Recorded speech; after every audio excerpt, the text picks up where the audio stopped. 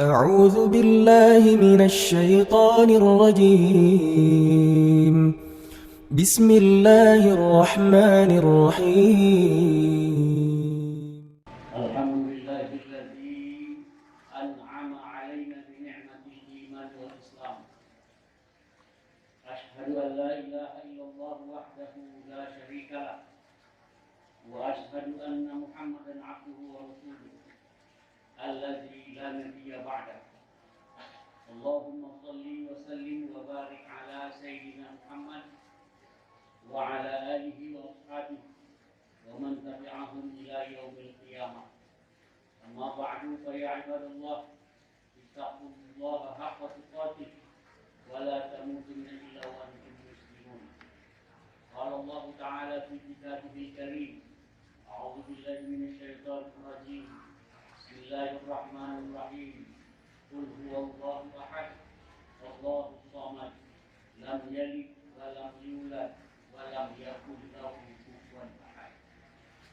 Jamaah sholat Jumat yang dirahmati Allah, kembali kita bersyukur kepada Allah Subhanahu wa Ta'ala, karena pada hari Jumat ini Allah masih memberikan kita umur yang panjang, kesehatan, kekuatan dan kemauan, sehingga dengan nikmat-nikmat yang luar biasa itu kita bisa hadir di rumahnya pada hari ini untuk melaksanakan kewajiban kita sebagai laki-laki muslim, yaitu melaksanakan sholat Jumat berjamaah. Kesyukuran ini perlu kita tambah dan tingkatkan terus, mengingat pada waktu yang bersamaan ini sesungguhnya masih banyak lagi saudara-saudara kita yang mestinya hadir ke tempat-tempat atau ke masjid di mana dia tempat berada, akan tetapi karena banyak faktor barangkali mereka akhirnya tidak bisa hadir melaksanakan kewajiban sebagaimana kita kerjakan pada hari ini.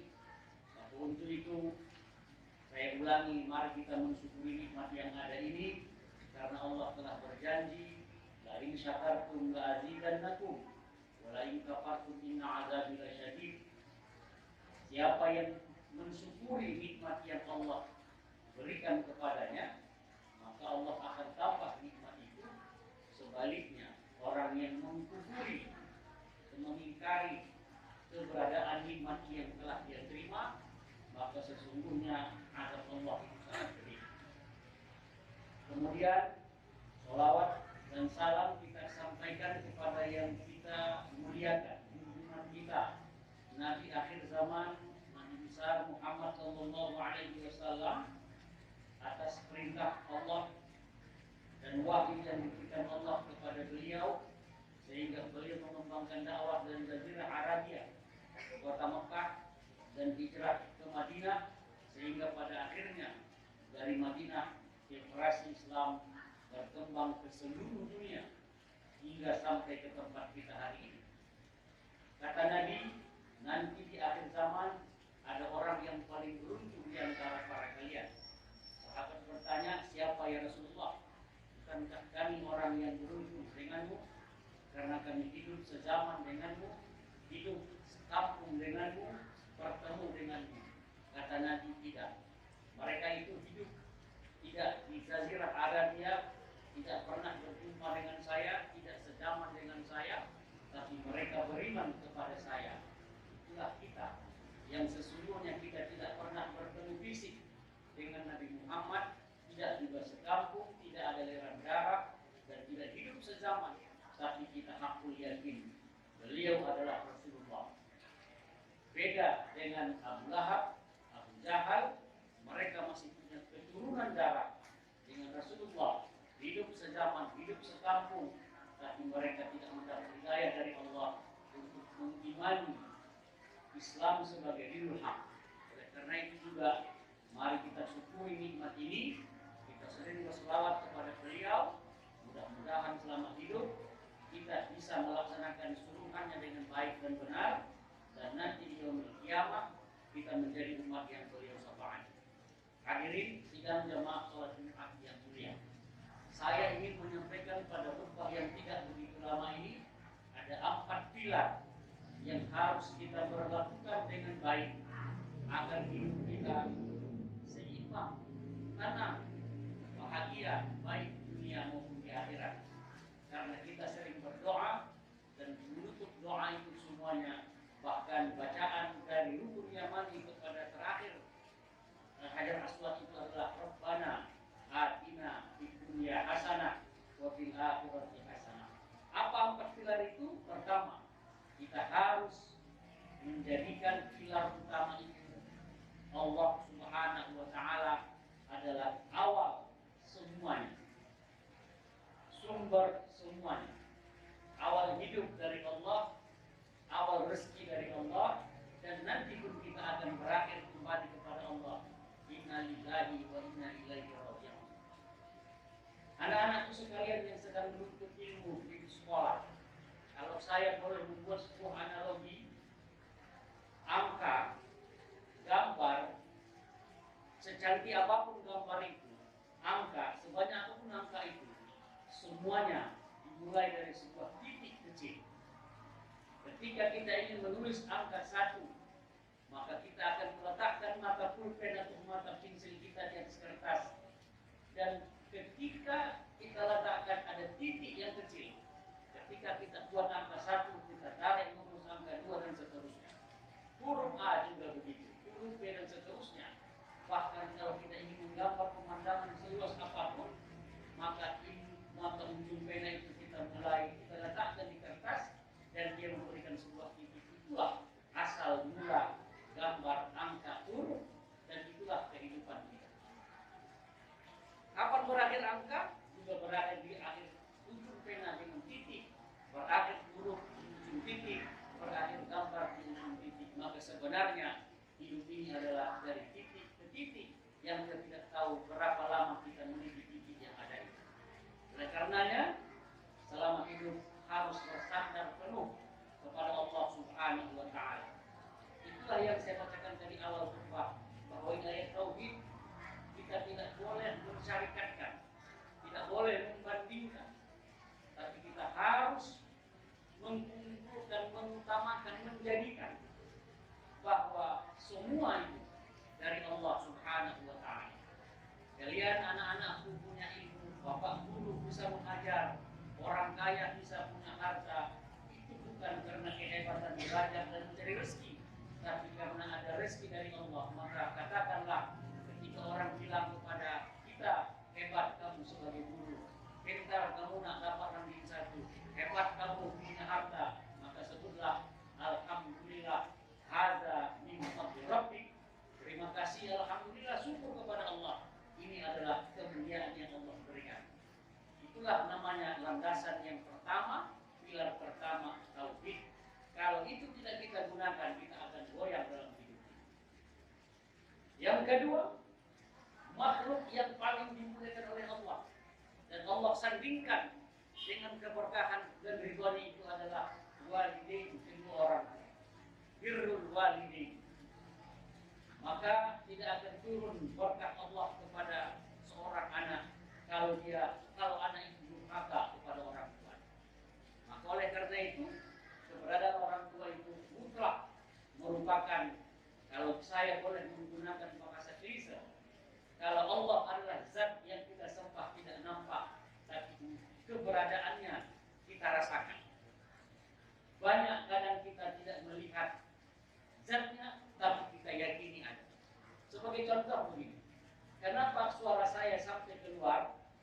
Kenapa ada terang?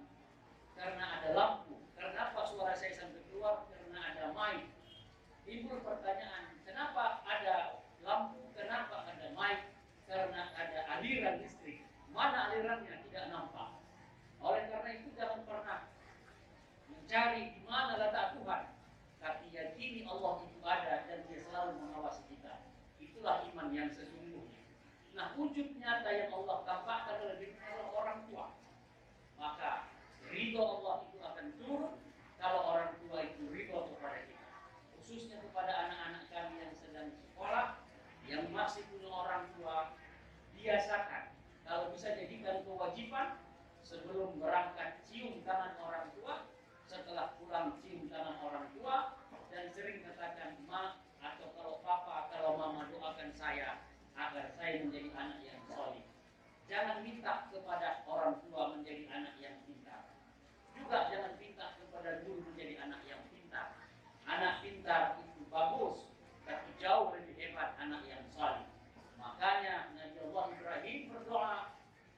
Doanya bukan ya Allah jadikan anakku anak yang saleh, tapi bukan doanya jadikan anakku anak yang pintar, tapi dia minta sama Allah, ya Allah jadikan anakku anak yang saleh. Akhirnya apapun yang diperintahkan Allah kepada Ibrahim untuk menyembelih anaknya Ismail, Ibrahim ikhlas, Ismail pun mau. Itulah dia anak yang saleh. Barangkali kalau anaknya itu pintar, maka Ismail akan bilang, ayah, kenapa aku yang ayah potong, ayah sembelih, bukankah aku satu-satunya anak ayah? Itulah beda anak pintar dengan anak yang saleh. Tapi mana lebih bagus, anak pintar atau anak saleh? Lebih bagus anak yang saleh daripada anak yang pintar.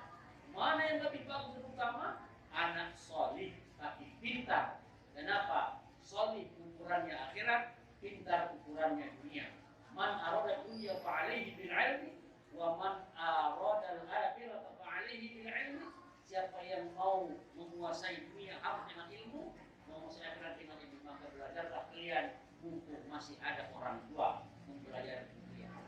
Orang tua kita ada dua, ada ayah dan ibu. Bagaimana cara berbuat baik? Kata Nabi, 3 kali harus kamu utamakan ibu ketimbang ayahmu. Artinya, kalau berbarengan pada satu waktu ayah memanggil, ibu memanggil, maka dudukan panggilan orang tua kita yang perempuan. Itu perintahnya. Yang ketiga pilarnya adalah teman sejawat manusia kita biasa. Kita tak bisa hidup sendiri. Guru tidak punya arti kalau tidak ada murid. Murid tidak punya arti kalau tidak ada guru. Yayasan tidak berkembang kalau tak ada guru dan murid. Juga begitu. Masyarakat tidak akan bisa hidup tanpa pemimpin. Pemimpin tidak akan ada kalau tidak ada rakyat. Maka kita saling bergantungan. Maka kita harus wa ta'awanu 'alal birri wat taqwa. Saling tolong menolong dalam kebaikan. Ada saudara kita yang kurang mampu, kita bantu. Ada saudara kita yang memerlukan bantuan, baik barangkali moral maupun moral, itu kita bantu. Siapa yang lebih utama? Kata Nabi, man kana yu'minu billahi wal yawmil akhir fal yukrim jarahu. Siapa yang ingin dikatakan beriman kepada hari akhirat, hendaklah dia memuliakan jiran tetangga. Anak yang hebat tapi tinggal di luar negeri itu akan tidak lebih cepat sigap tangannya menolong kita dibanding jiran tetangga sebelah rumah. Maka oleh karena itu jangan pernah meremehkan jiran tetangga kiri kanan muka belakang. Karena itulah saudara kita yang akan menolong lebih cepat terhadap apapun yang kita ingini. Terakhir, pilar yang keempat itu yang perlu kita jaga adalah alam. Kemarin kita lihat banjir. Kalau kita tanya orang-orang yang pakar geologi, mengapa terjadi banjir? Karena barangkali hentakan bumi segala macam itu bentuk keilmuan betul. Tapi Allah sudah bilang, "Waharul fasadu fil barri wal bahr bima kasabat aydin nas."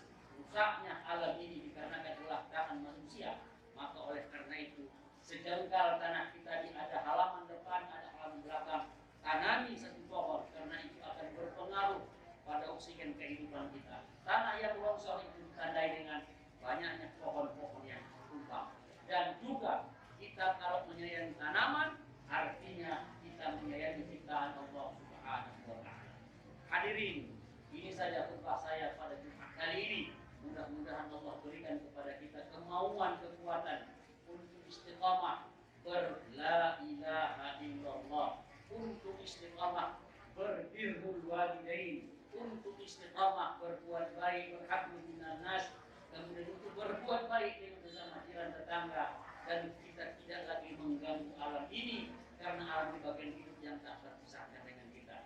Barakallahu li wa lakum fil Qur'anil azim wa nafa'ani wa iyyakum bima fihi minal ayati wa dhikril hakim. Taqabbal minni wa minkum tilawatahu innahu huwal ghafurur rahim.